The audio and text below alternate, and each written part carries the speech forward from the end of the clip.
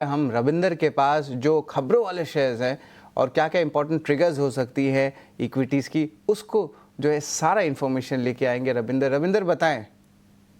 जी, तो सबसे पहले हम शुरुआत करते हैं ऑटोमोबाइल स्टॉक से, जहाँ पर टाटा मोटर्स, भारत फोर्ज और सोना बीएलडब्ल्यू जैसे स्टॉक जो है आज फोकस में रख सकते हैं। और उसके पीछे जो की ट्रिगर है, जहाँ पर अमेरिका के जो राष्ट्रपति डोनाल्ड ट्रंप ने यूएस, मैक्सिको और कनाडा के एग्रीमेंट के तहत जो है अमेरिकी कार कंपनी को 1 महीने की टैरिफ छूट दी है।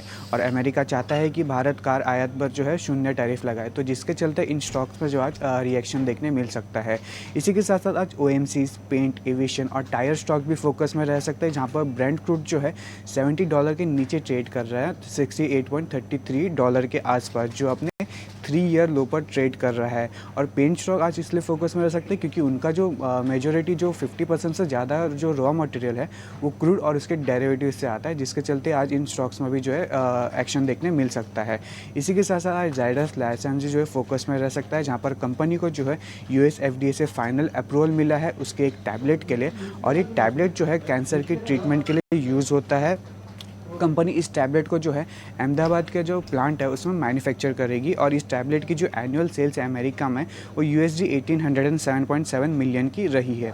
अगला जो स्टॉक फोकस में रह सकता है TCS, जहाँ पर TCS ने वेंटेज टावर्स, जो कि यूरोप की second largest telecom tower operator है, उनके साथ एक एग्रीमेंट किया है, जहाँ पर उन्होंने जो है यूरोप में टेलीकॉम साइट मैनेजमेंट में बदलाव लाने के लिए और नया डिजिटल प्लेटफॉर्म लॉन्च करके यह एग्रीमेंट जो है सर्विस प्रोसेसर को आसान बनाएगी और टेलीकॉम इंफ्रास्ट्रक्चर को के जो है एक्सपांशन के लिए मजबूत आधार तैयार करेगी।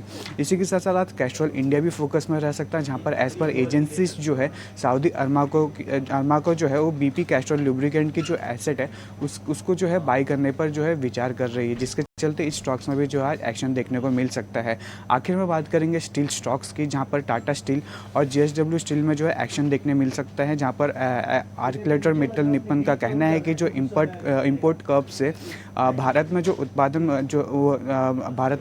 है वो प्रभावित हो सकता है, और जो एक्सपांशन है उसमें भी डिले देखने को मिल सकती है। यहाँ पर ध्यान में रखने वाली बात ये भी है कि दिसंबर 2024 में मेटको के आयात पर जो है बैन लगाया था, तो स्टील स्टॉक में जो है आज नेगेटिविटी देखने को मिल सकती है।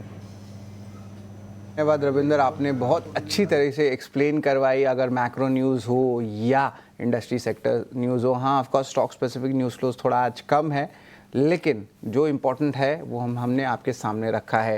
लेकिन अब चलिए, लिक्विडिटी बढ़ाने के लिए RBI का एक बड़ा कदम उठाया गया है। रिजर्व बैंक सिस्टम में 1.9 लाख करोड़ की लिक्विडिटी इन्फ्यूजन जो है देखने मिल सकती है। खबर पर विस्तार से जानकारी लेते हैं अंकुर के साथ। अंकुर बताएं। जी, सेंट्रल बैंक ने लिक्विडिटी को ईज करने के लिए कुछ कदम उठाए हैं। यहाँ पर OMOs कंडक्ट किए जाएंगे 50,000 करोड़ ईच के, जो कि इस महीने प्लान्ड है। इससे पहले भी डॉलर रुपी स्वैप का अनाउंसमेंट जो हुआ था 28 फरवरी को, वहां पर $10 बिलियन के डॉलर रुपी स्वैप को अच्छा रिस्पांस मिला था, इसलिए यहां पर भी एक और डॉलर रुपी स्वैप को अनाउंस किया गया है।